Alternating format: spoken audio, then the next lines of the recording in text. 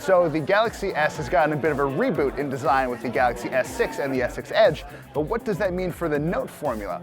Well, we've got the answer here in Samsung's new Galaxy Note 5, and it takes a lot of what the company's learned from design from the S6 and applied it and made this into a surprisingly comfortable phablet. If you're looking for differences between this and the new Galaxy S6 Edge Plus, you're really not going to find a whole lot, especially if you're looking internally.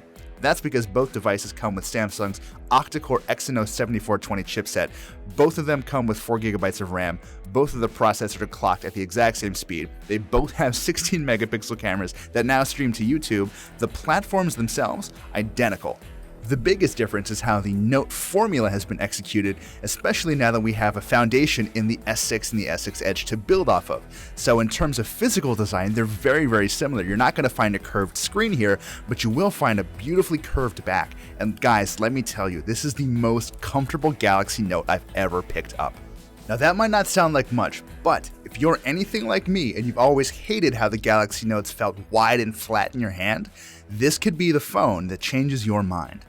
Now, most of that space is taken up by a 5.7-inch Quad HD Super AMOLED screen, and really, it's about as good looking as you'd expect from a Samsung phone, especially a flagship. Of course, the magic really happens once you pull the S Pen out, and even that's a little different this year. That's right, folks, this year we've got a clicky S Pen, so you'll click the bottom of the pen to unlock, and then pull the whole thing out of its sheath. After that, it's pretty much business as usual, except for a few interesting new changes to the software. Take Air Command for instance. That's the little bubble that comes up when you pull the S Pen out, and now you've got added shortcuts for quick access to your favorite applications, plus you can jump into your writing features a little more quickly. You can mark up PDFs from any PDF app using the S Pen, and you can also now take long scrolly screenshots of websites or lists, just because really. The best new feature here tries to make the Note 5 feel a little more like a regular notebook. So when you pull the S Pen out of its sheath and start writing on the screen when it's off, the phone will detect it, take what you're writing, and dump it straight into S Note, so you don't have to fire up your phone, unlock it, jump into the application, create a new page, and then start writing. It's a much more simple, streamlined approach, and I'm frankly surprised it took Samsung this long to do it because it just makes so much sense. Samsung's also spent a lot of time trying to reduce the amount of friction between the S Pen itself and the screen, and that might sound a little counterintuitive when you figure that writing on a piece of paper has its own intrinsic level of friction, but what we're left with here is, in general, a very smooth and very precise writing experience. If you've liked S Pens before, this isn't going to change your minds, but this might do a number on some newcomers to the scene. Beyond all of that, we do have a pretty standard touch-wizified version of Android 5.1. If you're coming from the S6 or the S6 Edge, you'll know exactly what I'm talking about here.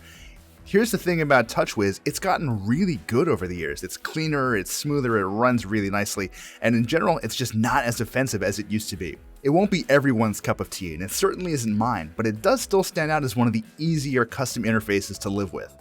I probably should have mentioned this up front, but I've never been the biggest fan of Samsung's Note formula.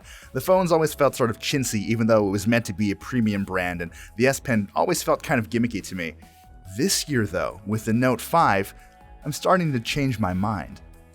The hardware is beautiful, and the phone itself is surprisingly easy to hang on to. More importantly, it feels like the software is finally getting smarter in all the right ways. We're going to withhold our judgment until we get to play with it for a little bit longer, but one thing seems pretty clear even now. If you're a Note non-believer, then this device might be a very pleasant surprise.